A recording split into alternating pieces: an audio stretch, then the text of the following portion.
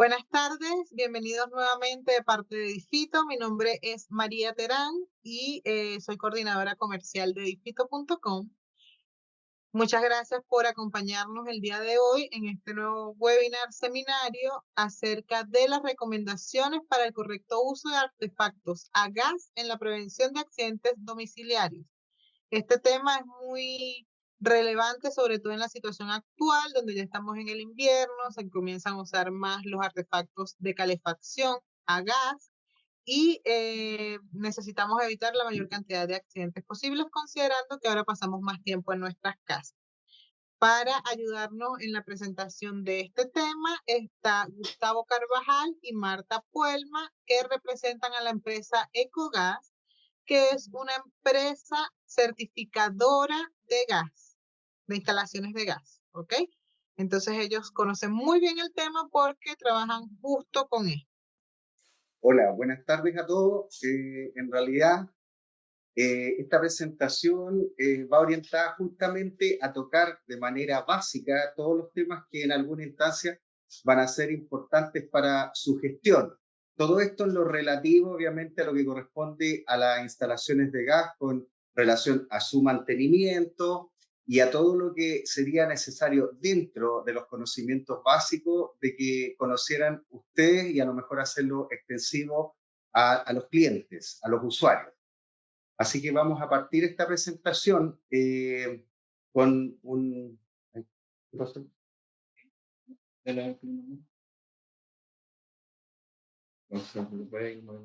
Ya.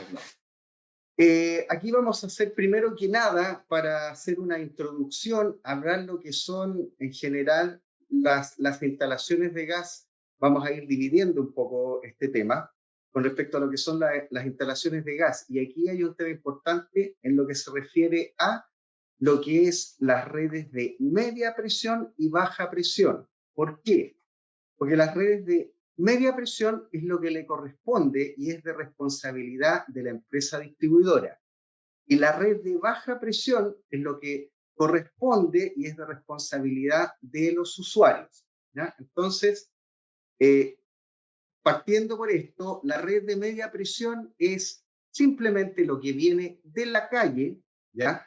Llega a una estación reguladora en la línea municipal del edificio o en el caso de las casas, de los condominios, en el cierre de la casa, lo que también es la línea municipal, y su recorrido es hasta el medidor de gas. Hasta ahí es lo que se denomina redes de media presión y todo ese conjunto es de responsabilidad de las empresas distribuidoras. O sea, si yo tengo algún problema en el medidor, que pienso que no me está marcando bien, o se detuvo, o marca como loco, eso quiere decir que yo tendría que llamar a las empresas distribuidoras para que se preocuparan de eso. Y de ahí hacia la calle, todo es responsabilidad de la empresa distribuidora. Ahora bien, en ese mismo entendidos, la red de baja presión justamente va a ser la que parte desde el medidor de gas hasta que llega hasta los artefactos que los usuarios habitualmente usan. Entonces, aquí les voy a hacer una acotación que creo que es importante. ¿Por qué? Porque lo que la ley dice es justamente eso. La red de baja presión, que es de responsabilidad del propietario, del departamento, casa o del usuario, parte del medidor hasta los artefactos de gas. ¿Por qué soy reiterativo con este tema? Supongamos, en una casa de condominio, yo voy a tener un medidor que habitualmente está dentro de mi casa individual y de ahí parten redes, parte una cañería que puede que vaya bajo tierra, ingresa a la casa hasta que llega a alimentar a los artefactos. Entonces, ahí yo voy a tener la certeza que todo lo que viene desde el medidor hacia el interior es mío, está dentro de mi propiedad. Caso contrario, y es aquí donde viene la acotación, por ejemplo, yo en caso de edificios, yo tengo en los pasillos de los edificios, ¿cierto?, un nicho de medidores en el cual se encuentran instalados los medidores que abastecen a, supongamos, 6 o 10 o los que sean departamentos del piso. ¿Qué implica esto? Que hay un tramo de la red de baja presión que va a recorrer los pasillos que corresponden a espacios comunes, ¿cierto?, de la comunidad. Entonces, ¿por qué le hago este hincapié? Porque siempre las consultas van abocadas a decir, bueno, entonces si van en espacios comunes, la responsabilidad no debiese ser de la administración, y no es así, porque en realidad la ley, las normas en ese sentido son bien claras. Dice, desde el medidor hasta los artefactos. Entonces va a haber un tramo de cañerías que va a estar en espacios comunes, pero que es de responsabilidad del propietario, y va a haber un tramo de tuberías que va a entrar a cada departamento, ¿cierto? Entonces, y en ese departamento va a llegar hasta los artefactos, y el propietario sabe que ese tramo obviamente que es de él.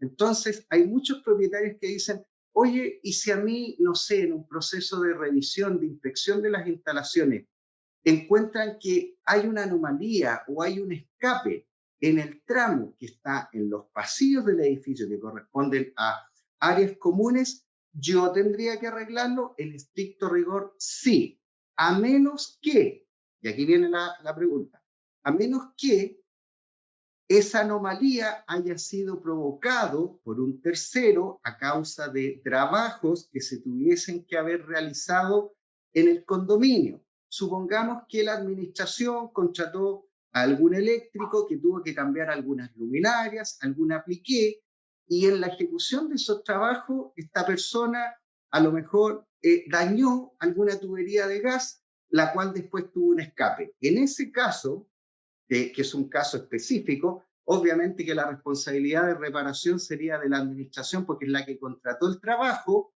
con el objeto del cual tuvo la anomalía resultados. Entonces, en ese caso sería lo único. Pero si no ha sido así, y lamentablemente en alguna instancia, cuando se hace la inspección periódica, se encuentra que hay un escape justamente en esa zona, en estricto rigor, el propietario debiese correr con esa reparación. ¿Ya? Entonces, les hago la acotación porque es una pregunta bastante reiterada. Entonces, tenemos que la media presión ya la definimos y después acá estamos viendo que este es como un punto intermedio, este es como la zona de traslado, o sea, hasta aquí llega la media presión y aquí parte, obviamente, lo que le corresponde y que es de responsabilidad de los usuarios, que es el nicho de medidores. Ya, ahora bien, el nicho de medidores como nicho, como recinto que alberga a los medidores, ese sí que es responsabilidad de la comunidad con respecto de la administración. Ese es un bien común, el nicho. No las redes, acuérdense que habíamos hecho una separación. La red, la cañería que parte desde el medidor que se encuentra dentro de este nicho hasta el departamento, responsabilidad del usuario propietario. Pero el nicho como tal, o sea, si le falta, qué sé yo, una goma, la cerradura está mala, qué sé yo, la lata que protege por dentro algo le pasó, se soltó algún tornillito, todo eso va a ser de responsabilidad de la administración, porque está designado como un área común que alberga medidores que en parte corresponde un pedacito de ese medidor, una porción de ese medidor a cada uno de los propietarios. ¿Ya? Entonces, acá después de ese nicho vamos a empezar obviamente nuestro camino y nuestra red de baja presión, que lo que como les comentaba es lo que corresponde directamente al propietario. ¿Ya? Y que se denominaría, así como específicamente, instalación interior de gas. Quedo ahí como está mostrando el esquema, yo veo que del medidor, ¿cierto? Sale una tubería que va a avanzar por un espacio común, después entra a mi departamento y llega hasta que abastece mis artefactos. Eso era lo que correspondería normativamente a la instalación interior de gas. Ese es el nombre que le da la normativa. Entonces, pasamos a analizar bajo este aspecto hasta ese punto. No sé, María, si van a ir haciendo consultas inmediatas o después, ¿cómo lo quieres Sí, te progresar tú? tengo un par de consultas ¿Ya? respecto al tema de los medidores. En uno, Ya. nos indican que trabaja, esta persona, don Eric, trabaja en postventa inmobiliaria, ¿ok? ¿Ya? Entonces sus clientes le han consultado si las revisiones de los medidores En caso de tener dudas respecto al funcionamiento, ¿tienen algún costo por el distribuidor? Mira, eso depende en realidad de las políticas que tenga, pero habitualmente, eh, si no son escapes que estén en la parte que corresponde a la empresa distribuidora, ¿eso qué quiere decir? Dentro del nicho de medidores, para que se entienda bien, existe una cañería o matriz que recorre todo el nicho, ¿ya? Y de esa cañería matriz va a salir un bracito de cañería en el cual va un regulador de gas. Y desde ese regulador de gas van a salir varios bracitos de cañerías que alimentan cada uno de los medidores, ¿ya? Y después van a ir los medidores. Si mi anomalía o mi duda o algún escape o alguna tuerca suelta o cualquier cosa que yo tenga dudas está en ese tramo, obviamente que yo voy a llamar a la empresa y eso es de responsabilidad de la empresa. O sea, si realmente había alguna anomalía en todos esos componentes que yo te nombré, la empresa se hace cargo y no debiese en lo absoluto cobrar porque es de su responsabilidad y el mantenimiento también está bajo su responsabilidad. Claro, pero lo que entiendo que indica don Eric es si yo como acabo de comprar un departamento y tengo ¿Ya? alguna duda acerca de la instalación de gas y quiero que vaya un técnico a revisar, ¿quién debería pagar eso? O sea, si es porque yo quiero asegurarme de que mi instalación está correcta, en ese caso tendría que pagarlo porque no es un servicio que sea por algún motivo de emergencia o de la parte que le corresponda como responsabilidad a la empresa distribuidora. Entonces, en ese caso yo podría contratar a la empresa distribuidora o si quiero ver lo que está desde el medidor hacia mis artefactos, también podría contratar un instalador autorizado que me hiciese prueba o me demostrara mediante algunos ensayos o pruebas que mi instalación está en correcto estado y en correcto funcionamiento.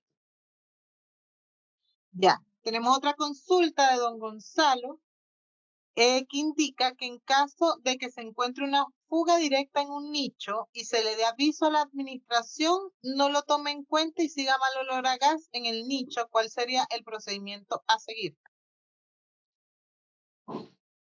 Mira, en el nicho el olor a gas puede ser de la parte que corresponde a la media presión, que es hasta los medidores, que sabíamos ya, conversamos que era responsabilidad de la empresa distribuidora, y puede que sea en alguno de los bracitos de tuberías que salen después de los medidores, caso en el cual sería exclusivamente de uno de los departamentos. Si yo, como usuario, que no sé, yo sentí olor dentro del nicho, doy aviso a la administración, ¿ya? De que hay un olor a gas. O sea, si la administración no se da por enterado o no hiciese nada al respecto, yo creo que, no sé, debe haber un comité, porque cuando eso pasa, inmediatamente yo tengo que llamar a las emergencias de la empresa que sea la distribuidora del edificio. Y la empresa de emergencia funciona en 24/7 y obviamente que como servicios de urgencia vienen a la brevedad a ver el tema. Ahora, ¿qué convendría que yo a lo mejor como buen administrador hiciese esa instancia con el propósito de evitar algún tipo de accidente? Sería que cortara, a lo mejor con aviso a los propietarios de ese piso, ¿ya? Cortara la llave de paso que está antes del regulador. Con eso, ¿qué es lo que haría? Dejaría a lo mejor por un instante, hasta que lleguen las emergencias de la empresa distribuidora, al piso sin gas a los departamentos, pero en pro de evitar obviamente algún accidente, porque si yo siento olor a gas, no sé como usuario la cuantía ni la cantidad de gas que ya se encuentra acumulado en ese nicho. Entonces, es un riesgo que yo creo que todos prefieren no correr. Disculpen, tenía silenciado. Nos indican también que cuál sería la norma que establece esta propiedad. ¿Cuál propiedad? Lo que decía de media y baja presión, parte uno Sí, y llega a la otra. sí, Ya, eso es el decreto supremo número 66, eso es del año 2007. Perfecto. Y Ya. para Ahora, finalizar, esto es espérate, como... Dígame. hay otro reglamento que es interesante a lo mejor que la administración, porque ese que no es extenso, ya no es un reglamento extenso, y es el reglamento, el número 67, que habla de qué responsabilidades tienen las empresas distribuidoras con respecto a la distribución, con respecto a cuánto tienen que cobrar, y todas las responsabilidades que tienen en relación a la instalación de gas que a ellos les corresponde. Es el decreto 67, que es interesante Disculpa, revisar. disculpa, Gustavo, el otro computador que tienen en la oficina, si le pueden quitar el volumen porque estamos teniendo retorno. Ya. Sí, ahí ya parece que No, seguimos con retorno. ahí sí, a ver. No. Tienen que deshabilitar el audio del otro computador. Ya, entendí. Ahí sí, Problemas técnicos. ahí debiese ser. Ahí sí. Sí. Ya. Problemas técnicos, discúlpenos un momento. Ok, entonces vuelve a la idea porque no se escuchó nada porque teníamos mucho retorno. Ya. Lo que te decía que donde sale habitualmente el reglamento, el reglamento papá, le vamos a poner un nombre así bien lúdico, es el decreto supremo número 66 del año 2007, ¿ya? Ahí sale, ese es el reglamento de instalaciones interiores de gas donde salen, por ejemplo, en las primeras páginas, las responsabilidades de los administradores, de los usuarios, de las empresas distribuidoras, ¿ya? Y después ese decreto empieza a ser un detalle de todo lo que es la instalación con respecto a las redes, los recintos, los volúmenes, artefactos, lo que tiene que cumplir, y ahí ya es extenso, ¿ya? Ahora, como yo te decía, existe otro reglamento que es interesante de revisar, que es el reglamento, el decreto supremo número 67. Este decreto habla específicamente de, por ejemplo, la responsabilidad y qué debe cumplir la empresa distribuidora con respecto a los usuarios, a los cortes de gas, a las responsabilidades, a los tiempos que tiene para responder. Entonces, para los administradores quizás sea interesante leerlo. No es un decreto extenso, pero te lo dejo como recomendado.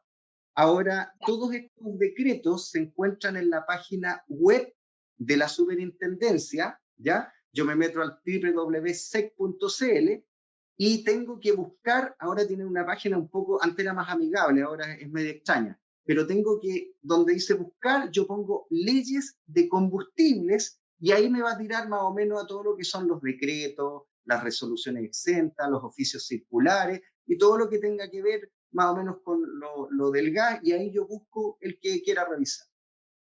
Perfecto. Mira, tenemos dos personas con la mano levantada, así que don Edwin, Alfredo, le voy a habilitar su micrófono para que pueda hacer su consulta. Don Edwin, tiene que activar su micrófono para poder hacer la consulta. Cordial saludo, buena tarde. ¿Me escuchan allí? Sí, bien. Sí, perfecto. Bueno, gracias. ¿Cada cuánto se debe de programar la revisión o mantención de la red matriz y de las flautas que componen el sitio de distribución hacia los medidores donde están los nichos? Ya, mira, no hay estipulado, no está estipulado más o menos el tiempo que cada cuánto se hace, porque habitualmente todo esto funciona en base a cuando yo siento olor a gas o empiezan a pasar anomalías de las cuales me empiezo a preocupar, y por lo tanto en esa instancia pido revisiones, ¿ya? Lo que me corresponde a lo que es baja presión, que ya dijimos desde dónde parte, eso sí tiene un tiempo que la ley exige que todos los edificios, condominios y lo que es comunidades hagan esa revisión cada 2 años, ¿ya? Ahora, lo que le corresponde a la media presión, yo a lo mejor como comunidad, ¿qué es lo que sería, qué es lo que es lo recomendable? Que a lo mejor una vez al año llame a la empresa distribuidora, aunque me haga un cobro, pero que venga a hacer una revisión de lo que a ellos les corresponde, no habiendo obviamente ni olores ni escapes, sino que una revisión de mantenimiento para que me digan que todo está en perfecto estado. Eso es como recomendación, porque no está estipulado. La parte de la media presión, en realidad, como que no hay muchos reglamentos que indiquen o exijan cosas, como que Quizás hay un vacío legal ahí con respecto a eso y lo deja un poco en manos de las empresas distribuidoras. Así que, como yo sé que eso es así, la recomendación es que por lo menos una vez al año haga mi revisión. Perfecto, gracias. Gracias a usted, don Edwin. Don José Luis González, le voy a habilitar su micrófono.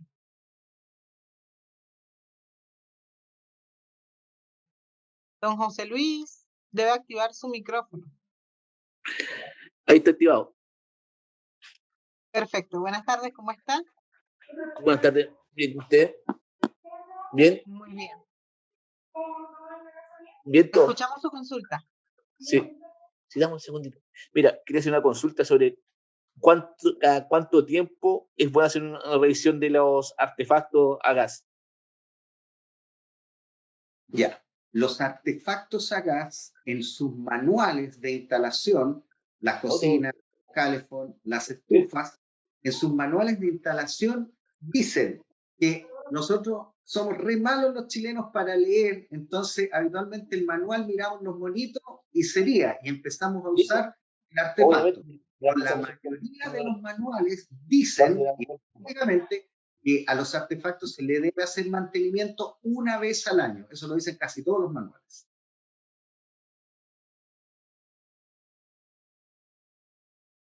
Ok, perfecto. Tenemos otra consulta. Vamos a tratar de hacerlas cortas, pero todo el mundo está preguntando.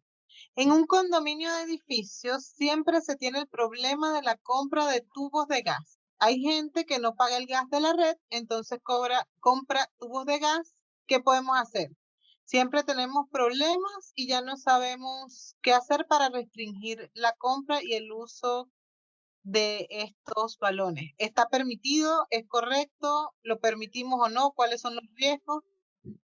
Ya, mira, ese también es un tema que se pregunta bastante. Está desarrollado más adelante, ¿cierto? Sí. Sí. Mira, está desarrollado más adelante porque es un tema de consulta frecuente. Pero así como a grosso modo, existe un oficio circular de la SEC que apareció, porque se consultaba mucho de esto hace años atrás, y en el año 2001 la SEC sacó un oficio circular, que es un comunicado, donde decía cuándo se pueden circunstancias los cilindros portátiles de gas en los edificios. Ojo, solamente está registrado para. Después, parece que ese oficio circular quedó en el olvido y años después, 2014, 2015, la gente empezó de nuevo a consultar qué pasa con los cilindros, qué pasa con los cilindros en los edificios, y en el año 2016 la SEC volvió a sacar un comunicado ratificando y reiterando las mismas indicaciones que había dado en el año 2001 con respecto a este tema. Para resumir, los cilindros de gas portátiles, la normativa actual autoriza a que se usen sin ningún problema para calefón y cocina en edificios que corresponden a viviendas sociales, ¿ya? Y con un número máximo de pisos de 5 y otras características que tienen que tener, pero solamente están abocados a viviendas sociales, no a edificios que es el común, que tienen que ser una administración y gastos comunes y otro tipo de cosas. ¿Ya? Entonces, en el edificio estándar, que tiene redes de gas y tiene medidores, el uso de cilindros portátiles está supeditado única y exclusivamente a que estos se usen en artefactos portátiles que de fábrica traigan un cubículo donde yo guarde el cilindro. ¿Cuál es el mejor ejemplo de este tipo de artefacto? La estufa gas, ¿cierto? Que tiene un sector, tiene un volumen en el interior donde viene hecho para que yo tenga el cilindro y tiene ruedecitas para que yo la mueva. O sea, es portátil y con un cubículo para el cilindro de fábrica. Son los únicos artefactos que están autorizados para que yo dentro del edificio los pueda abastecer con gas licuado de cilindros, ¿ya? Ahora, siempre se pregunta también sobre el tema de las parrillas a gas. Hay parrillas a gas en estos momentos que yo obviamente que en el condominio no voy a poder usar carbón, pero existen parrillas a gas que cumplen con esa condición de ser portátiles. ¿Por qué? Tienen ruedas, a lo mejor yo la instalo en la terraza de mi departamento y además tienen un cubículo que es para que yo coloque el cilindro, o sea, cumplen las condiciones que en sus comunicados de la SEC, la superintendencia, así que yo también podría usar esos que no son muy comunes, obviamente, pero también estarían dentro de la categoría. Y fuera de eso, pare de contar. O sea, si yo no pagué el gas, me lo cortaron, qué sé yo, y como propietario usuario ingreso un cilindro a mi departamento y alguien, no sé, algún vecino ve que lo estoy ocupando o alguien se entera de que lo estoy ocupando para alimentar la cocina o el calefón, eso está fuera de norma y es ilegal en el fondo. Entonces, obviamente que la administración, ¿qué podría hacer en este evento? De comunicar obviamente al propietario que eso no es correcto, y si el propietario no cumple, la administración podría comunicárselo a la SEC, y la SEC ya después se encarga de multas y cosas por el estilo, porque yo tampoco puedo obligar a un propietario a que ciertas cosas, no sé, a menos que me diga, oiga, es que si usted no hace eso, está comprometiendo a la comunidad, a lo mejor voy a tener que operar con un corte de algunos de los servicios y se complica. Entonces, en estos casos, como el propietario está haciendo algo ilegal con el uso de un tipo de servicio o combustible, del envasamiento de un tipo de combustible que no es dado, qué sé yo, en los condominios y en los edificios, entonces yo podría hacer, si la persona no entiende, un reclamo y una denuncia a la SEC. ¿Ya? Ya. ¿Les parece?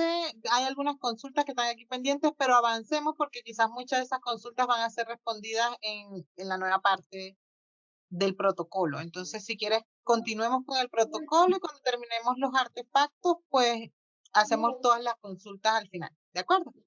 Sí. Ya.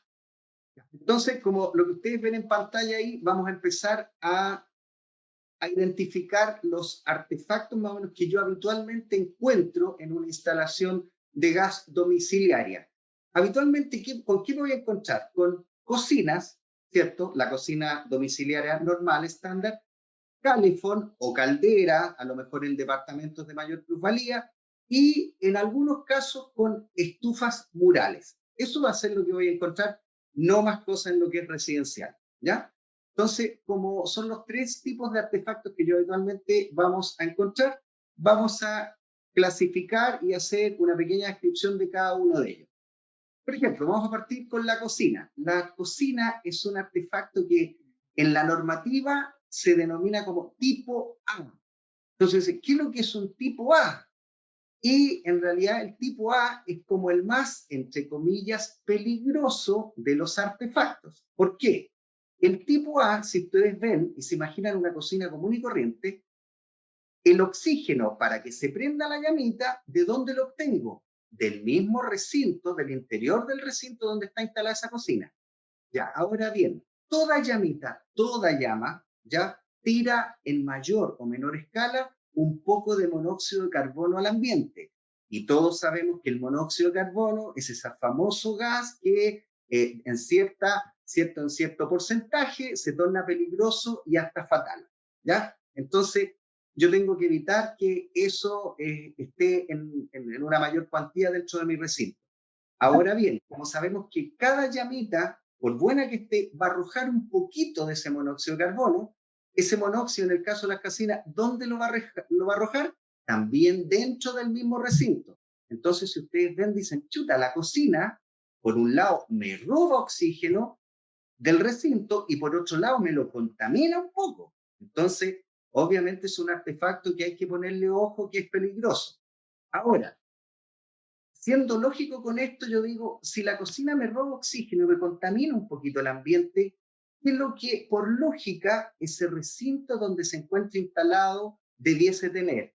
Un volumen mínimo, ¿cierto? Porque no lo puedo tener en un espacio muy pequeño, y además ese recinto debiese tener sí o sí ventilaciones, ¿ya?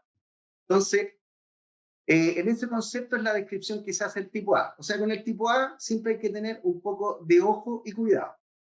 Ya, los quemadores, por ejemplo, aquí se ve, ¿cierto?, una llamita azul. ¿Cuándo se produce esa llama azul? Cuando la combustión es equilibrada, está todo bien, está todo en paz y todo parejo. O sea, todos se entienden. El gas con el oxígeno se lleva muy bien, ¿ah? Entonces su relación es equilibrada. Cuando la relación del oxígeno y del gas es equilibrada, yo tengo una llamita azul, ¿ya? Con el tiempo, cuando yo dejo pasar 3, 4 años, me cae un poco de grasas calientes, me caen aceite de las ollas que se rebalsan, a esos quemadores los empiezo a obstruir de a poquito. Entonces esta llama de color azul empieza a cambiar de color y a tener comportamientos extraños. Me cambia del azul a un color amarillento o anaranjado, ¿ya? Como se ve en el siguiente esquema, ¿ya? Y además empieza a tener formas extrañas. Eso me indica, pero inmediatamente, que la combustión de ese quemador tiene problemas. Y yo ahí debiera, obviamente, hacer un mantenimiento lo antes posible. No sé si no conozco si está silenciado o no. ¿Ellos silenciaron a todos? ¿Aló? ¿Se está escuchando, María? No, hay una persona que tiene el micrófono habilitado y no sé quién es, por favor. Ya, aquí es que volvieron, Marta, ¿tienen otro computador con No, nosotros ese no. micrófono que está habilitado? Sí. No, nosotros no. Ya lo arreglé. Ya. Entonces ya, siguiendo con el tema, ya vimos que cuando se lleva muy bien el oxígeno, ¿cierto? Con el gas, voy a tener una llamita azul. Acuérdense que para que haya buena cantidad de oxígeno, yo tengo que tener las ventilaciones adecuadas, ¿ya? Para que haya una buena cantidad de gas, yo voy a tener que tener mis artefactos bajo una mantención constante. Porque si no, pasa lo que vemos en las imágenes de abajo, que las llamas empiezan a ser amarillentas, anaranjadas y con formas extrañas, ¿ya? Y además que yo empiezo a tener malas combustiones. ¿Qué pasa con una mala combustión? La mala combustión arroja un exceso de monóxido de carbono al ambiente. O sea, toda llama que sea anaranjada, amarilla o que tenga formas irregulares, me está arrojando a mi ambiente mucha mayor cantidad de monóxido de carbono que lo que me arrojaría una llama azul. Así que ojo con los mantenimientos de este tipo de artefacto, que a veces uno ve unas llamas de unos colores bastante extraños y las deja hacer por mucho tiempo. Y capaz que no haya pasado ningún accidente, porque a veces el recinto donde está instalado es una cocina americana que tiene comunicación con el living comedor y yo tengo a lo mejor un volumen bueno, pero eso no implica que yo no deba preocuparme, obviamente, porque el mantenimiento y la llama de mis artefactos sea regular. Este otro que, por ejemplo, ahí, como caso aparte, esta ollita que se ve ahí, ¿cierto? Con su parte posterior negrita, eso es cuando yo tengo una mala mantención también y tengo mucho gas pasando en mi quemador y poco oxígeno, ¿ya? Eso pasa habitualmente cuando tengo mucho gas. También es un problema de mantenimiento del artefacto. Así que mucho ojo con los mantenimientos de los artefactos cuando corresponde, porque pasan todo este evento de irregularidades que yo no debiese tener.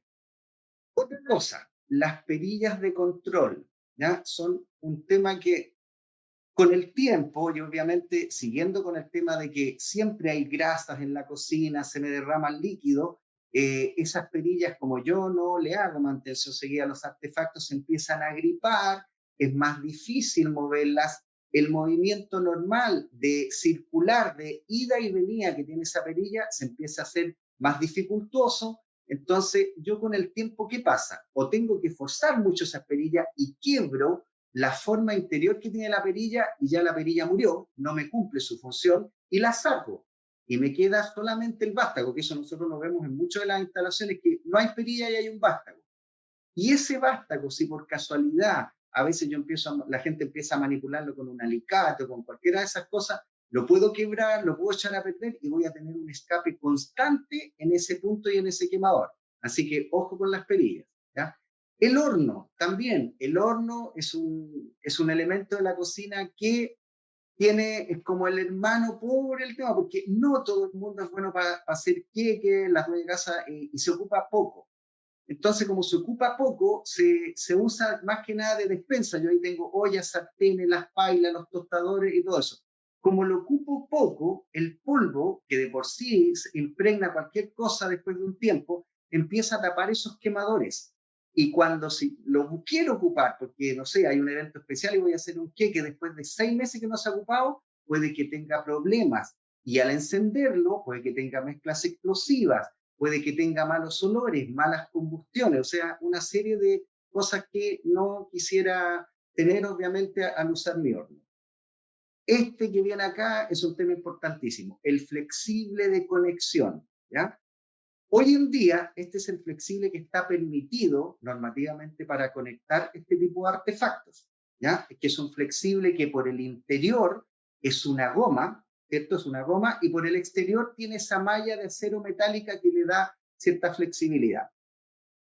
Estos flexibles tienen un tiempo de uso, no dice cuánto, pero yo debiese a lo mejor, por una cosa de seguridad, tener un control de hace cuánto lo compré o hace cuánto no lo he cambiado, porque todo este tipo de artículos, su tiempo de vida útil en buen estado son 5 años. Después de eso yo debiese cambiarlos. Ahora, estrictamente prohibido hoy en día, en la actualidad, que yo tenga conectados mis artefactos fijos con mangueras plásticas de esas amarillas. Hoy en día eso está prohibido. Yo no debiese encontrar en las revisiones departamentos con ese tipo de conexión.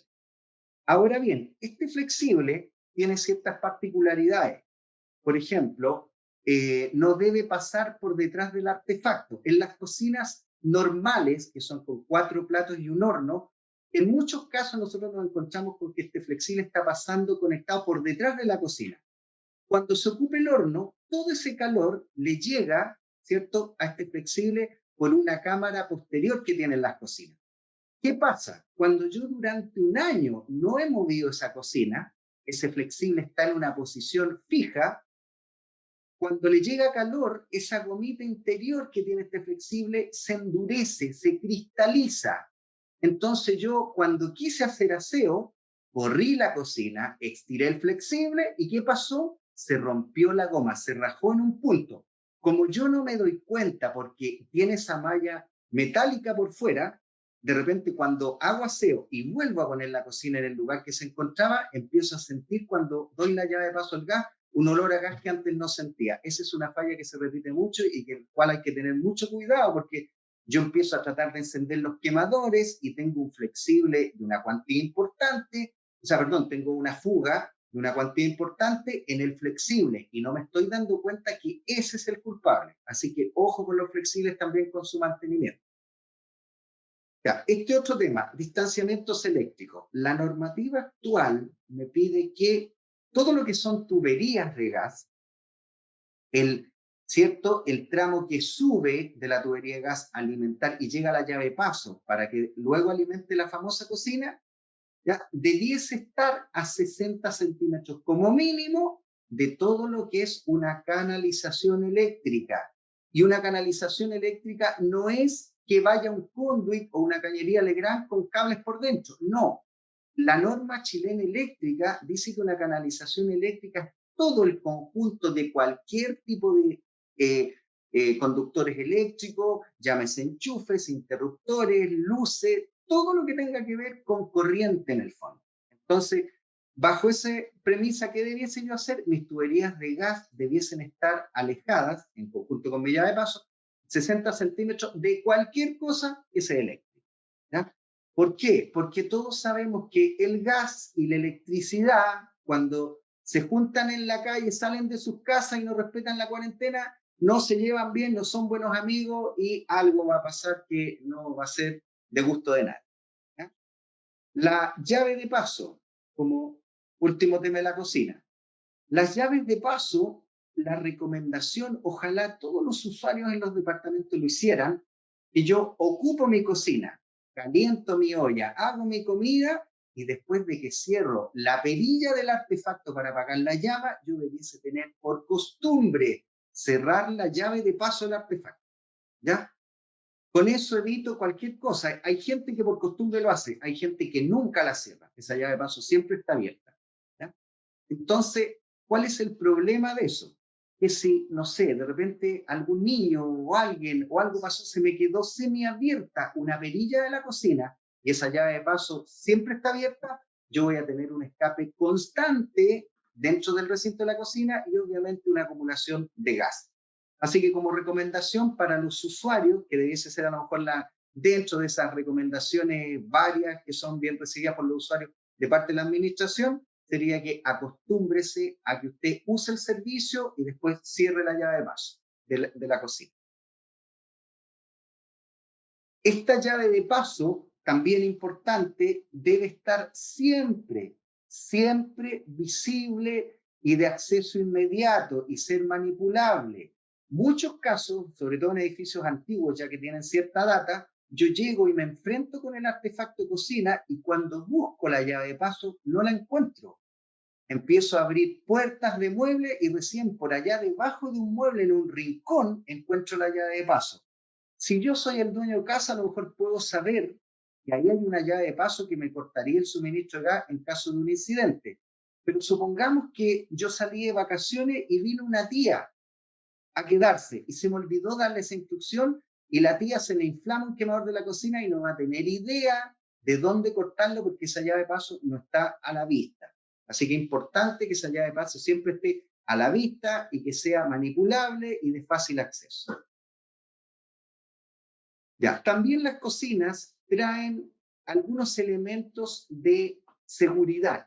Hay unas cocinas hoy en día, las últimas que están saliendo en el mercado, que tienen un sistema de seguridad que si a mí por casualidad se apaga la llama de uno de los quemadores, ¿ya?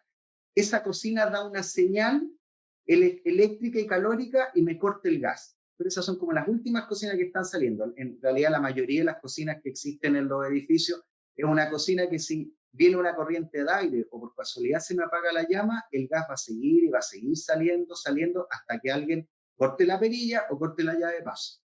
Y además, la mayoría de las cocinas, no las encimeras, pero la cocina estándar, trae un ganchito detrás de las cocinas con un tarugo. Y trae todo ese implemento ¿para qué? Para que yo ancle la cocina al muro, para que no pasen cosas como la que se está viendo aquí en la imagen, que este chiquitito, como todos los niños, quiso alcanzar algo y ya vemos lo que podría pasar y lo grave que sería. Entonces las cocinas habitualmente traen ese ganchito de anclaje que debiésemos ver y exigir que todas las cocinas que lo traen debiese estar colocado en el muro para evitar este accidente que está a puertas de suceder. Lo otro con las cocinas, tenemos también de que obviamente, y aquí hay una cosa lógica, como aquí en este sector yo voy a tener llamas que me van a producir calor, obviamente que yo no debo tener muebles de madera cercanos a estos quemadores. Nosotros nos encontramos también en la práctica que a veces hay mesones de los muebles de madera que están pegados a las cocinas, o sea, ni siquiera hay 1 centímetro, están pegados, ¿ya?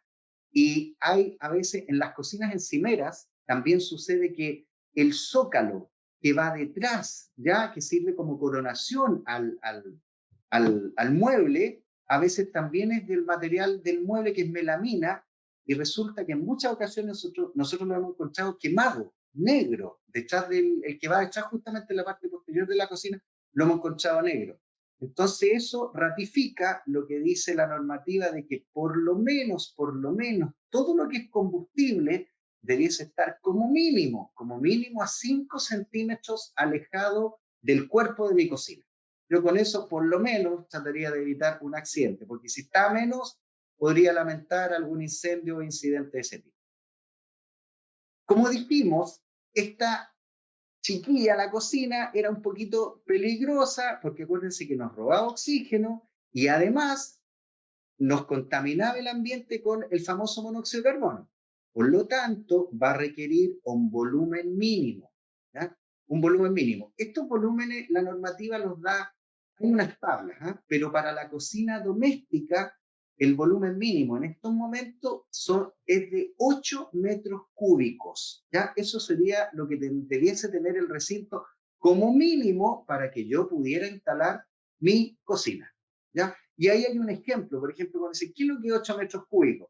Y aquí dice, si yo tengo un recinto de 2,5 metros de largo y 1,5 de ancho y 2,30 metros de alto, tengo 8,6 metros cúbicos. O sea, son las dimensiones como de las cocinas comunes en departamentos pequeños. y yo digo, me da 8,6 metros cúbicos, o sea, ahí puedo instalar una cocina sin ningún problema porque la norma me dice 8 como mínimo. Así que me estaría cumpliendo un recinto de esas características para instalar mi cocina. ¿Ya? Ahora. Ya, vamos con unas consultas respecto a la cocina, que esto generó muchas dudas ahora. Sí, por favor. Entonces, vamos por orden. La mantención correcta de los quemadores, ¿cuál sería necesario un especialista? Sí, la combustión correcta de los quemadores siempre es recomendable que los haga en primera instancia, que a lo mejor es un poco más caro, pero hay garantías de marca, que los haga el servicio técnico de la marca de la cocina, ¿ya? Y en segunda instancia, que lo haga un instalador autorizado e inscrito que tenga carné en la superintendencia, ¿ya? Ahora, yo como usuario, ¿qué podría hacer para saber si mis cosas, no tengo idea si están funcionando bien? A mí me calientan la comida y con eso estoy conforme y soy feliz. ¿Cómo yo, como usuario, podría saber con cosas mínimas si estoy más o menos dentro de un parámetro aceptable? Por ejemplo, yo tendría mis 4 quemadores que prenderlos en máximo y mover mi perilla al mínimo. En mínimo, en el régimen de mínimo, no debiese ninguno de los quemadores apagarse. A lo mejor también yo podría con la manito flamear esas llamas, ¿cierto? Hacer una cosa así y ninguna debiese apagarse. Esa sería mi primera prueba, ¿ya? Y como segunda prueba, yo tengo que observar lo que ya habíamos conversado, el color de la llama y su forma. O sea, una llama correcta es azul y es ordenadita. Es del mismo porte en todo el círculo del quemador, ¿ya? Ahí yo sabría que esa llama por lo menos es una llama apropiada que está combustionando bien. Pero si empiezo a ver que en algunas partes tiene atisbos de colores rojizos, naranjo, amarillo, y es irregular, en algunos lados es más alta, en otros más corta, como que levita, como que se levanta del quemador, ahí yo tendría que también sería indicios de que esa llama amerita ya un mantenimiento. Ya, en ese caso, nos pregunta David Alejandro si las mantenciones de los artefactos a gas generan algún cobro extra, ya que tienen garantías por el fabricante. Claro, habitualmente los mantenimientos siempre son cobrados aparte, no tienen que ver con la garantía, porque las garantías siempre vienen dadas con que, oye, yo compré una cocina y a los 6 meses se me destruyó el quemador, se quebró esta cosa, o sea, es problemas de fabricación o qué sé yo, tienen que ver con el artefacto mismo, pero que no tienen que ver con la manipulación. ¿Por qué les cuento esto? Porque supongamos que yo me dice el manual del fabricante que yo cada un año le debo hacer mantenimiento. Van a haber personas, departamentos en los cuales después de un año mi cocina va a estar impecable, porque a lo mejor cocino poco, acostumbro a limpiar la cocina, no cuezo cosas sin estar yo atento, entonces no se me rebalsan las cosas, por lo tanto no voy a tener derrame de líquidos ni grasas, pero hay otros casos en que esas mismas cocinas después de un año van a estar pero llenas de grasa con un par de quemadores tapados. Va a incidir en realidad netamente en el usuario en este caso.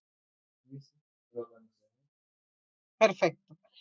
Ok, a mí me sucedió hace poco que vinieron a hacer se me dañó el teléfono, no funcionaba y vino la persona de la marca a hacerme una revisión y él me indicaba que si no era un desperfecto del aparato, esa revisión iba a ser cobrada.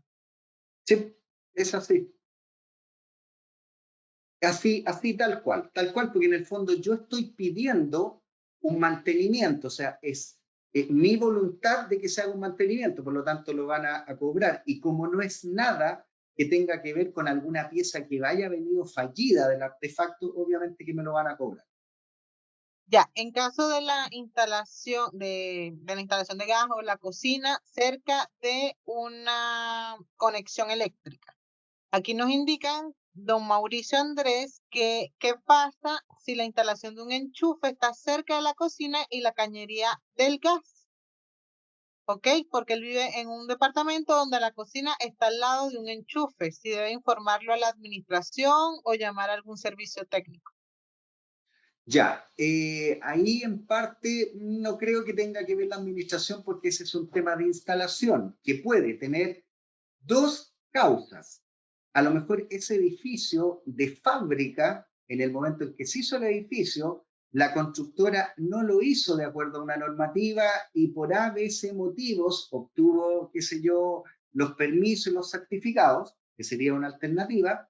Y la otra es que a lo mejor sí se entregó, las condiciones originales de ese departamento estaban correctamente de acuerdo a norma, y el usuario, el propietario anterior o el antiguo arrendatario, no sé, alguien hizo modificaciones a su pinta y que esas estaban fuera de norma. Ahora bien, cuando yo tengo un enchufe, el enchufe cerca de la cocina en sí, a lo mejor es conveniente y sugerente que correrlo un poco si es que le llega un poco de radiación calórica. ¿Cuándo debiese ser materia preocupante y que estaría fuera de norma? Cuando ese enchufe está a menos de 60 centímetros de la tubería de gas que alimenta esa cocina y de la llave de paso de esa cocina. Listo.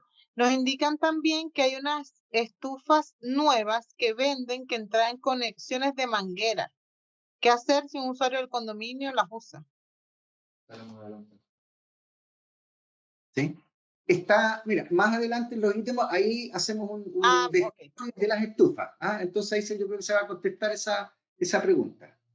Perfecto. Aquí tenemos otras consultas que al tema anterior, referente al tema anterior que se quedaron, que nos ¿Ya? indican si un condominio relativamente nuevo, si en un condominio relativamente nuevo se encuentran filtraciones de gas, ¿a quién le correspondería la reparación de esa filtración? ¿Al propietario o a la constructora? Va a depender de varios factores. Primero, es un condominio nuevo, ¿cierto? Que yo compré un departamento, estoy ahí y todavía no han pasado 2 años. Por lo tanto, todavía no le aplica que yo como administración contrate una empresa certificadora, la que me vaya a revisar la instalación y me diga si están buenas o malas. Todavía no ha llegado ese periodo. Pero sí, a lo mejor siento olor a gas y no soy yo, son algunos otros propietarios. Habitualmente ahí yo debiese avisarle a la administración y la administración contactarse con la inmobiliaria. La inmobiliaria tiene una responsabilidad de 5 años, ¿cierto? Con respecto a cosas que pueden haber quedado mal hechas o mal revisadas o a punto de.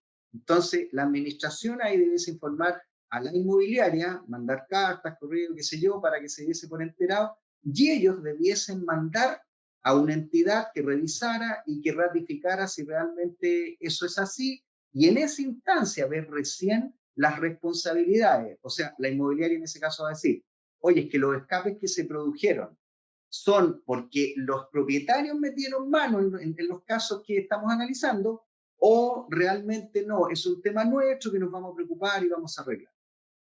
Ya.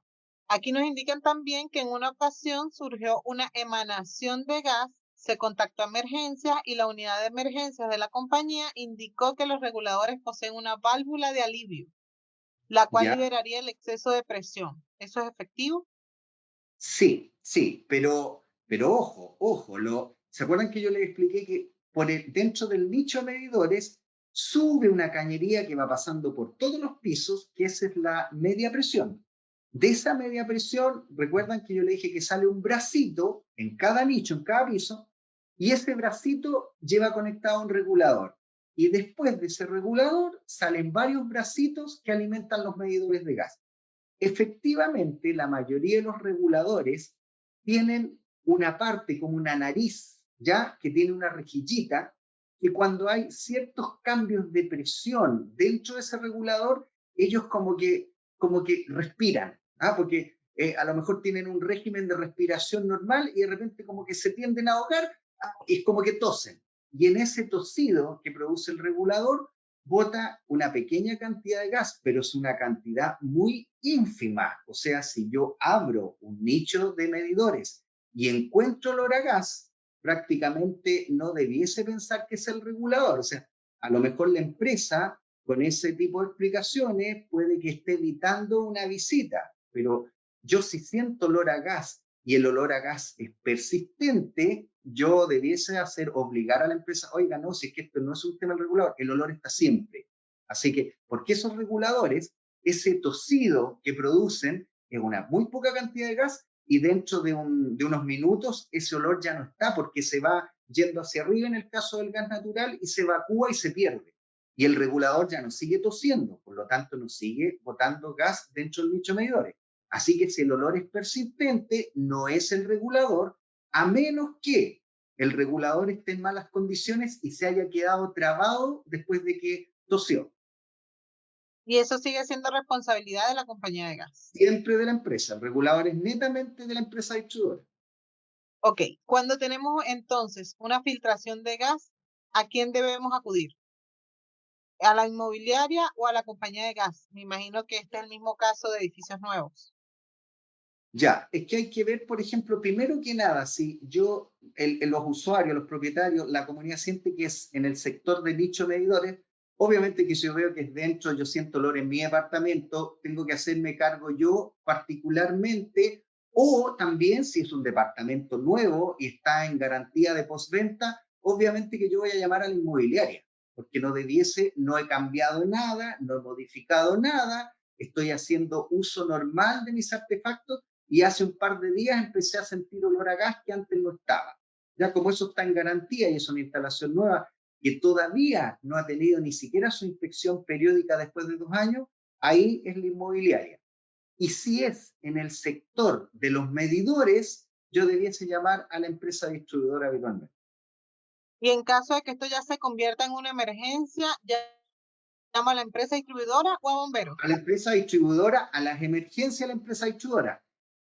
Esto es importante. Por normativa, cuando las constructoras y la inmobiliaria entregan los departamentos, y esto es bueno revisarlo, por ley debiesen en la puerta, por la parte interior de la puerta del nicho de medidores, debiese haber una señalética de seguridad y advertencia que obviamente me va a decir no encender fuego y otras recomendaciones, y al final de esa señalética aparece teléfonos de emergencia de la empresa distribuidora y tienen que aparecer por ley ahí. Entonces, si yo no los tengo a mano, qué sé yo, debiesen estar en una señalética que se encuentra en la parte interior de la puerta del nicho de los medidores. Ya, vamos a seguir con las consultas para que no se nos queden atrás, pero luego les puedo pedir, Gustavo y Marta, que pasemos directamente al tema de los cilindros, porque Ya. hay muchas consultas respecto a los cilindros, muchas. Va a ser un par que no tienen que ver con los cilindros, pero si nos podemos saltar, porque sé que ahorita viene lo del calefón, Ya. saltémoslo un poco y vamos a los cilindros para responderles a todos, porque hay muchos con muchas consultas. Solo hay un par que no tienen que ver con eso y es respecto, aquí nos indica Cristian Campos, cada cuánto tiempo, de acuerdo a su experiencia, se deberían realizar las certificaciones de gas.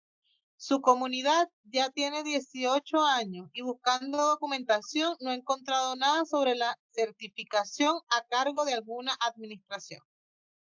Ya. Ahí estamos mala porque esta ley de que todo lo que es edificios obligatoriamente, aquí hay un tema que yo creo que es interesante saber. Los condominios de casas, ¿ya? Todo lo que son casas, pese a que sea un condominio, ya hay un régimen de copropiedad y ciertas reglas que cumplir, pero las casas, pese a que muchos propietarios y a veces comunidades hacen la inspección periódica cada 2 años, pero no tienen obligatoriedad de hacerlo. O sea, es como optativo. Caso contrario, los edificios están obligados a hacerlo, ¿ya? Ahora, esta obligación, la ley dice que debiese revisarse cada 2 años. Cada 2 años yo tengo que contratar una empresa certificadora para que me revise todos los departamentos del edificio y incluyendo a lo mejor si hay sala de lavandería o hay quinchos o hay otro tipo, todo lo que esté conectado a gas, excepto que sean cosas aparte con un cilindro por ahí que no tiene que ver con la instalación en general, pero todo lo que esté conectado a medidores de gas y a la red, yo debiese revisarlo, ya sea dentro de los departamentos o en espacios comunes, ¿ya? Y eso es cada 2 años. Ahora, yo no sé si todos conocen esto, que es importante saberlo. Hay un regalito que hace la SEC cuando yo me porto bien como comunidad, y que es lo siguiente. Yo, por ejemplo, me corresponde en mayo de este año hacer mi revisión para el sello verde. Y la hice. Y resulta que los propietarios se portan bien, está todo correcto, hacen mantenciones y obtengo mi sello verde hoy día, en mayo del año 2020. Después, 2 años más tarde, me va a tocar la inspección que la ley me dice cada 2 años. O sea, en mayo del 2022 voy a tener que de nuevo pedirle a una empresa certificadora que me venga a revisar las instalaciones, ¿cierto? Y resulta que volví a obtener ocupado sello verde. Es ahí entonces cuando la SEC me dice, como usted ha cumplido, vamos a hacer un regalo. Y la próxima inspección, después de 2 sellos verdes seguidos, hechos en los periodos que corresponde, ya no va a ser a 2 años, sino que a 4 años. Ese es un regalo que da la SEC. Creo que conviene saberlo. Muy bien. Y para finalizar y pasar al tema de los cilindros, porque de verdad siguen preguntando por los cilindros. ¿Qué puede hacer la administración si al ingresar a un departamento se da cuenta que el propietario o la persona que vive allí ha alterado la instalación de gas y instaló un horno industrial en una unidad de vivienda y la red pasa a menos de 20 centímetros de un enchufe? Toma. Ya. En primer lugar, a lo mejor yo como usuario, puedo hacer modificaciones dentro de mi departamento, pero no es lo que a mí se me ocurra, sino que tengo que hacerlo dentro de la normativa. La normativa me permite hacer modificaciones, pero no, en buen chileno, arrancarme con los tarros. Entonces me dice, ¿usted qué quiere cambiar? Mira, resulta que este calefón es muy chico, quiero poner otro más grande, pero tiene un sistema de ventilación y de evacuación de gases que no es el que tenía anteriormente. Entonces la norma me dice, ok, usted analice con un instalador autorizado que le haga esta instalación, si es factible, está dentro de norma y está permitido todos los cambios que usted quiera hacer. Una vez que los ha hecho, ¿ya? Y si son de cierta cuantía esos cambios, yo debiese volver a certificar mi instalación como departamento único. Y tendría que, ese instalador autorizado que me hizo los cambios, hacer un plano, presentar ante la SEC, contratar a una empresa certificadora que le vaya a revisar de nuevo y que quede todo eso plasmado. Mi modificación está regularizada, ¿ya? Ahora, estos cambios en la parte residencial habitualmente obedecen a cambios básicos, o sea, yo cambié un calefón que era de tantos litros por uno de más litros, o una cocina encimera por una normal, o una estufa de tal tipo por otro de otro. Pero habitualmente, si yo voy a conectar elementos comerciales, yo creo que ahí ya es un tema del régimen de copropiedad. Si dice, oiga, usted no se puede arrancar con los tarros con esto y está prohibido, a veces en los regímenes de copropiedad aparecen esas cosas, las prohibiciones que yo tengo de hacer en mi departamento. Entonces, obviamente que en ese caso, la administración va a mandar una carta al usuario de que está en un incumplimiento, una irregularidad, y que se tomarán, qué sé yo, las atenciones que sean necesarias mientras él no cambie ni deje de desconectar y vuelva a la normalidad lo que tenía. Y si el propietario en estos casos no hace caso, ahí ya está la instancia que los administradores pueden hacer la denuncia ante la SEC. Y la SEC, como organismo gubernamental, ya es la que visita y hace cargos y multas de otro tipo.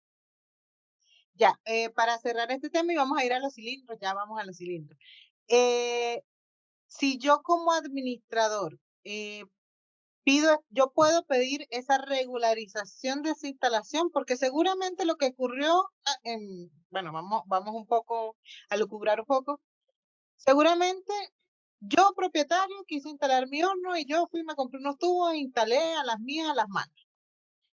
¿Cómo como administrador yo me aseguro que ese propietario hizo la instalación correctamente con una persona certificada y regularizó esa instalación?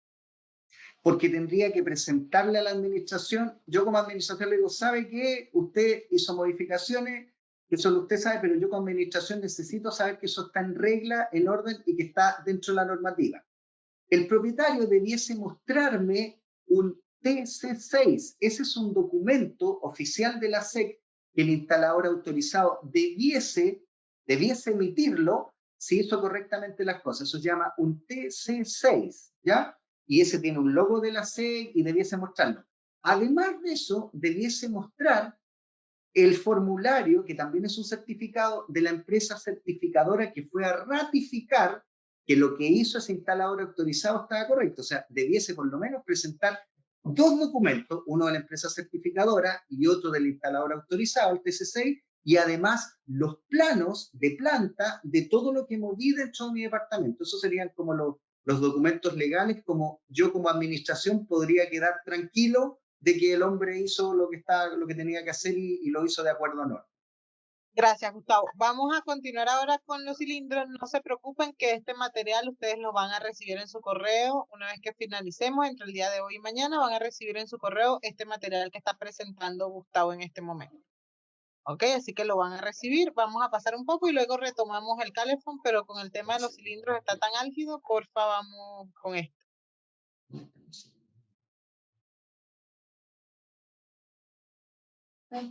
Pero están como dentro de...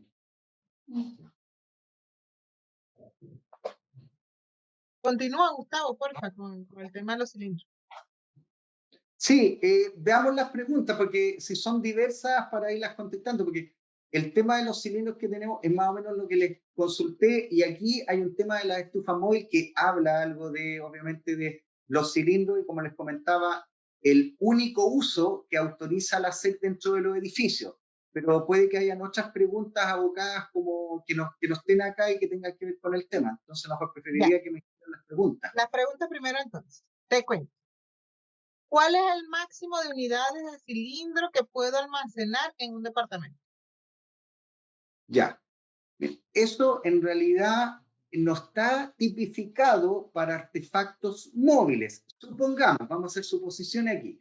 Lo que sí está normado, esto está normado y esto es por ley, entonces yo podría tener una noción de lo que la superintendencia me pide como máximo. ¿Se acuerdan que yo le había mencionado que los cilindros para abastecer calefón y cocina están solamente autorizados para el caso de que el edificio sea viviendas sociales y siempre y cuando cada uno de los departamentos cuente con un nicho de la materialidad, de las dimensiones y de la hermeticidad correcta y en la ubicación correcta para que yo tenga cilindros en el departamento, que abastezcan este departamento. Habitualmente, este nicho especial para los cilindros de gas en los departamentos que son viviendas sociales van a estar ubicados o en las logias o afuera del departamento a cierta distancia de la puerta de ingreso. ¿Ya? Ahora, la norma permite que yo tenga como máximo 2 cilindros de gas, no más que eso. Ya en esos casos que voy a alimentar calefón y cocina, ¿cierto? A través de una red. Ahora, para los artefactos portátiles no está dicho cuántos yo voy a tener dentro de mi departamento. Porque aquí también se da una cosa que yo a lo mejor como propietario puedo decirle a la administración, oiga usted, la administración se ve sorprendida porque dice, oye, este caballero sube muy seguido, cilindro arriba, y resulta que no estamos en invierno, y él dijo que era para una estufa porque es muy friolento, pero a nadie le convence la versión, y eso quiere decir que puede a lo mejor, estando a veces desconectado, estar alimentando sus artefactos con cilindros de gas. Ahora, en realidad yo, si soy en realidad equilibrado, nunca voy a tener más de 2 artefactos portátiles dentro de un departamento, por las dimensiones que Una hay. estufa y una parrilla. Claro, más de 2 no voy a tener, entonces si ingreso más, voy a tener problemas. Aquí nace una cuestión súper importante que los usuarios no manejan y en base a esto, de repente hay muchos accidentes. Es lo siguiente. Si yo estoy viviendo en un edificio que tiene como abastecimiento gas natural, Mis artefactos están preparados para funcionar con gas natural, que tiene una densidad diferente, una presión diferente, y todo es diferente al gas licuado, ¿ya? Entonces, ¿qué pasa? El usuario a veces le cortaron el gas, se quiso desconectar, pensó que le salía caro, y desconecta, ¿ya?, los artefactos a la red de gas natural, y les conecta un cilindro con un regulador. Esos artefactos van a funcionar mal, y funcionan muy mal, o sea, las llamas son muy altas, muy grandes, se desplazan mucho, pero yo a lo mejor como usuario decir, oh, esto es mejor, el gas licuado me da una llama súper grande, y a lo mejor estoy contaminando mi ambiente en una cuantía bastante importante, y estoy a lo mejor a puertas de un accidente. Entonces, el tema de los cilindros que no sean exclusivamente para los artefactos portátiles y que yo, entre paréntesis, los meta de mala manera a mi departamento es complicado. Entonces, debiese tomar algunas medidas. Y obviamente que está en el régimen importante de copropiedad. Hay comunidades que de frentón prohíben los cilindros en los departamentos. O sea, aunque la ley me lo permite, y esto lo dice la ley, lo dice la SEC, deberá ser solamente para artefactos portátiles, excepto si el régimen de copropiedad dice otra cosa. O sea, si la comunidad lo prohíbe, nadie puede subir cilindros. Sí, y respecto a esto, nos preguntan específicamente qué dice la ley o las normativas en relación al uso de cilindros de gas en condominios que tienen red de gas por cañería. Puede ser, puede parecer que redunda con lo que acabas de decir, pero no, porque hay que hacer también esa salvedad. Tenemos también edificios que son full eléctricos. Y yo podría tener una estufa a gas y subir un cilindro. O una parrillera a gas y subir un cilindro. Aquí tenemos Pero dos cosas. ¿hay algún tema con el tema de cañerías?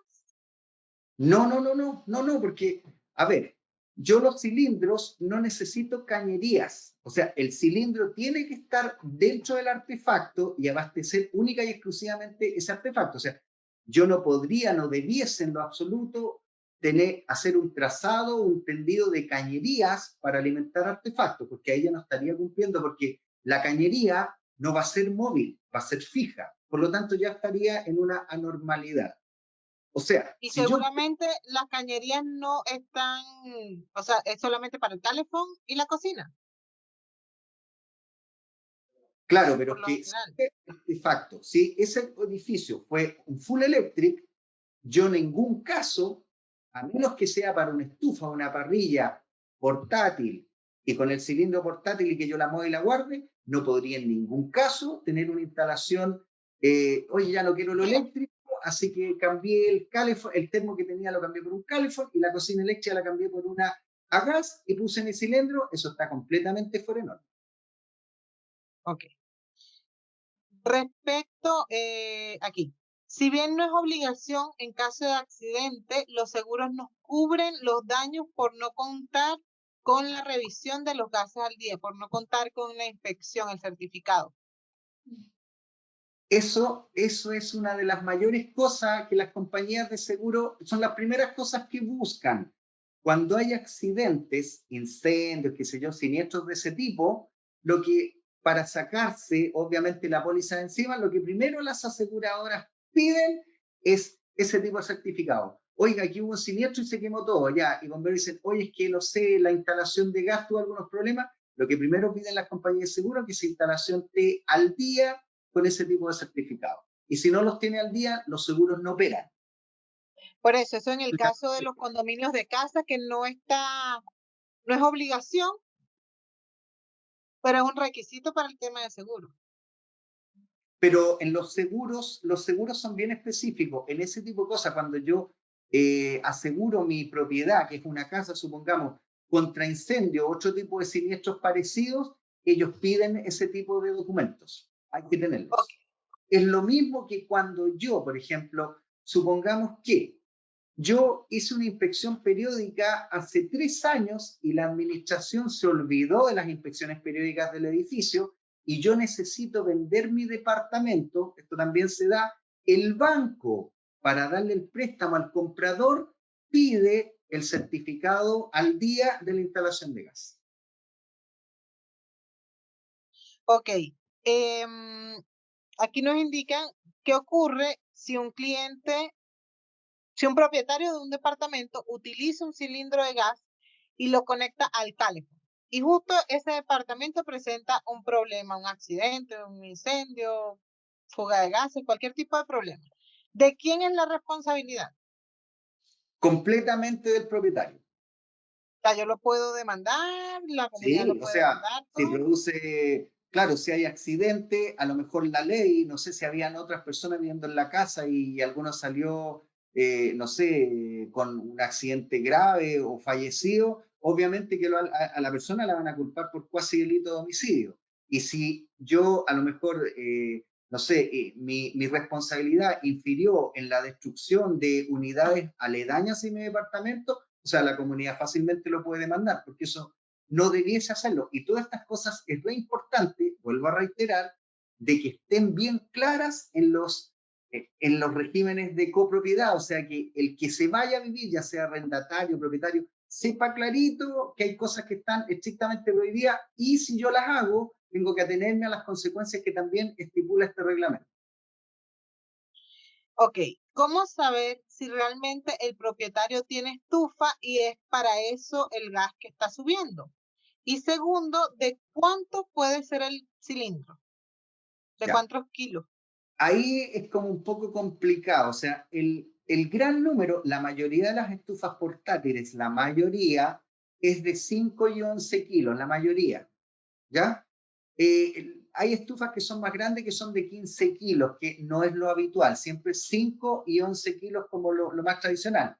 Ahora, si obviamente que yo subo cilindros en invierno, la administración debiese pensar que el uso que le voy a dar es justamente para estufas portátiles.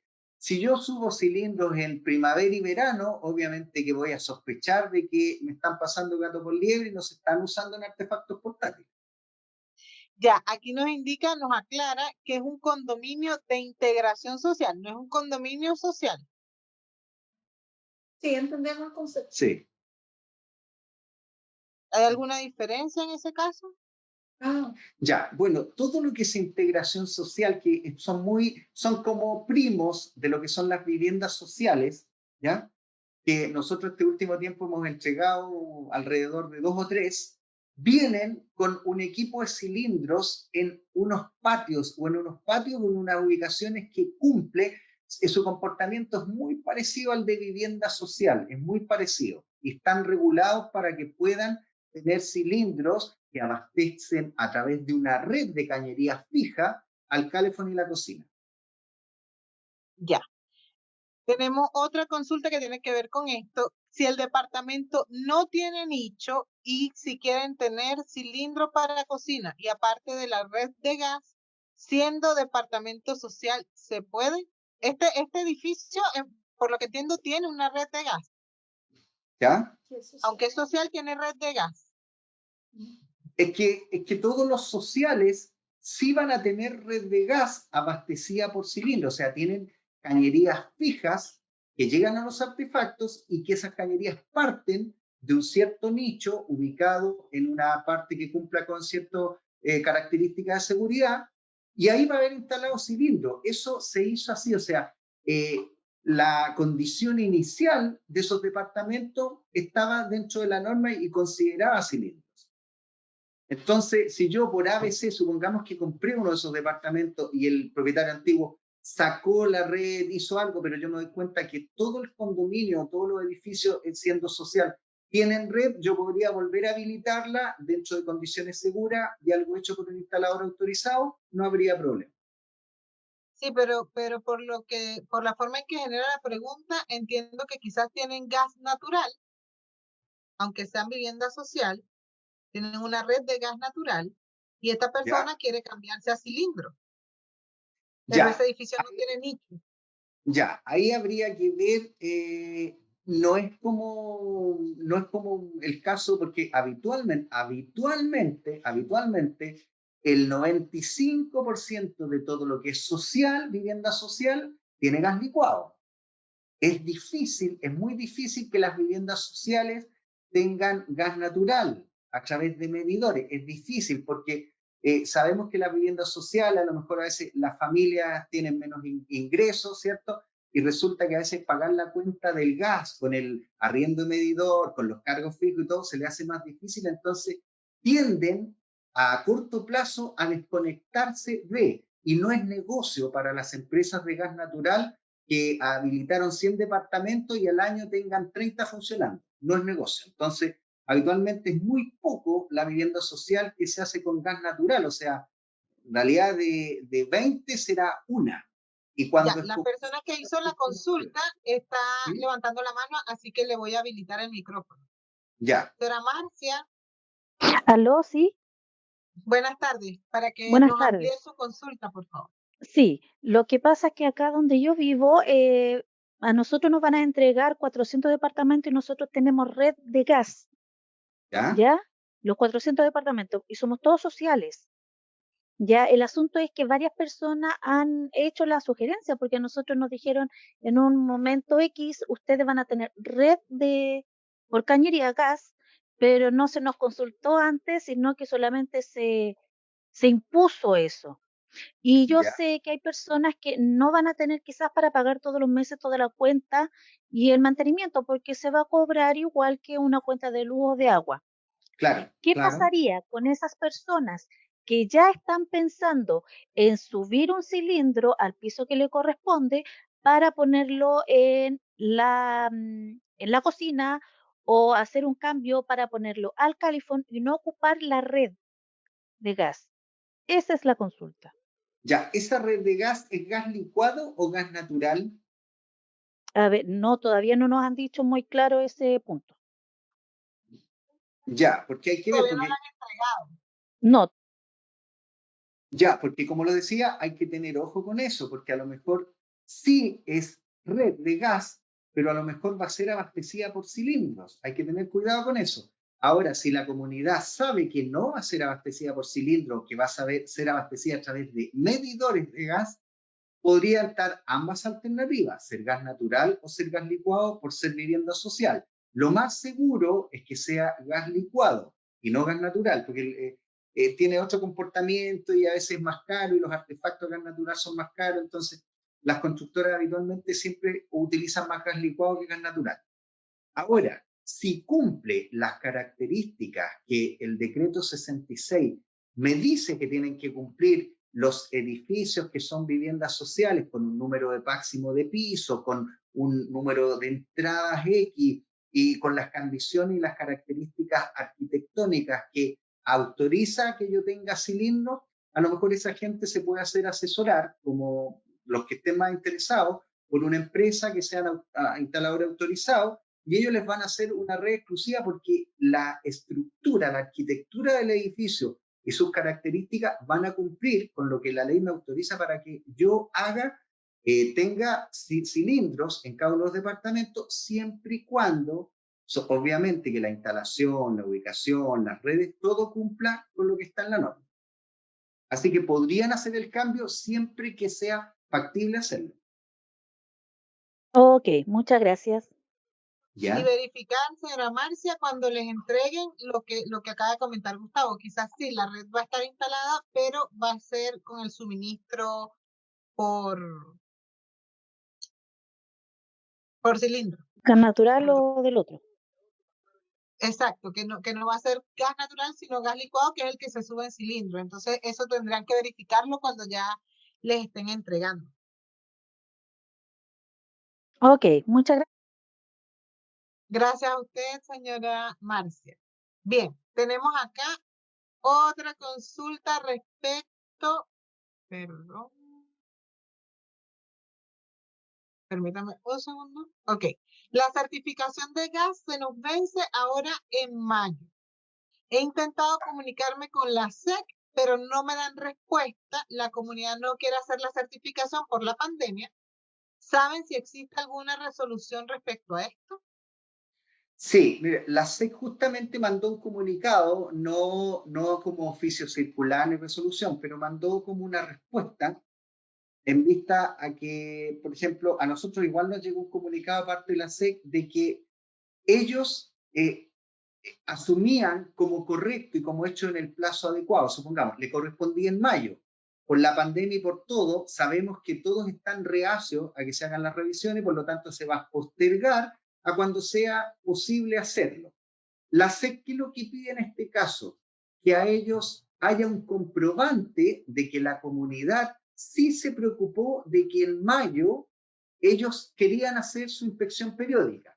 ¿Cómo puede ser factible esto? Supongamos que a la empresa certificadora que ellos estimen conveniente se hace un contrato y se les contrata previamente como una compra anticipada del servicio. ¿Ya? Entonces, yo contraté a la empresa, por ejemplo, ellos nos contratan a nosotros, contratan a Ecogas y Ecogas se hace un contrato de que en mayo se contrató el servicio para hacer la inspección periódica de ese edificio, pero que este se realizará y el servicio será efectivo cuando se levanten las restricciones y cuando sea seguro realizarlo. Con ese contrato, la comunidad es como un salvoconducto que dice, yo me preocupé en la fecha que tenía que preocuparme de hacer mi trámite. Y eso para la SEC está habilitado y es suficiente. Sí, de hecho les tenemos buenas noticias con eso y luego con Gustavo y con Marta vamos a estar haciendo también un seminario sobre la certificación de gas específicamente. ¿Okay? Bien, tenemos otra consulta de parte de Luis Flores. ¿Esta normativa también rige para las oficinas y dependencias fiscales que se encuentran en edificios? Todo lo que sea edificios está bajo la obligatoriedad de revisión mientras cuenten con gas licuado, con gas, perdón. Con instalaciones de gas va a operar. Ok, don Jorge nos comenta, en un condominio de integración social señala el reglamento de copropiedad que no autoriza los cilindros. Sin embargo, las personas pasan a escondidas cilindros para calefacción. ¿Qué se propone para poder resolver esto como un administrador? Bueno, hay que ver cómo está redactado el reglamento de copropiedad y qué cláusulas impone para los que incumplan, obviamente, lo que está reglamentado. Entonces, ahí prácticamente eso es materia neta de la administración de ver cómo yo hago que se cumple, cómo, entre comillas, castigo al infractor. Porque lamentablemente esto, si el régimen de copropiedad dice ninguno, es ninguno. Entonces, ¿por qué? Porque a veces si yo hago mal manejo de un cilindro, qué sé yo, o no sé, hago mal manejo del artefacto, porque esto es como cosa aparte entre paréntesis, ¿ya? Todos los artefactos, sobre todo las estufas portátiles que tienen cilindro, para que ustedes sepan, en sus plaquitas traen una recomendación que nunca nadie lee y nunca nadie cumple. Dicen, este artefacto no deberá permanecer encendido por más de 2 horas en espacios no ventilados. Y habitualmente cuando yo prendo mi estufa chiquitita, cierro todo para que no se me vaya el calor y nunca la tengo prendida 2 horas, porque la tenga 4 y 5. Entonces, la cantidad de contaminación y de monóxido que puede haber dentro de ese ambiente no es menor. Entonces, yo podría como administración tener que lamentar algún accidente fatal.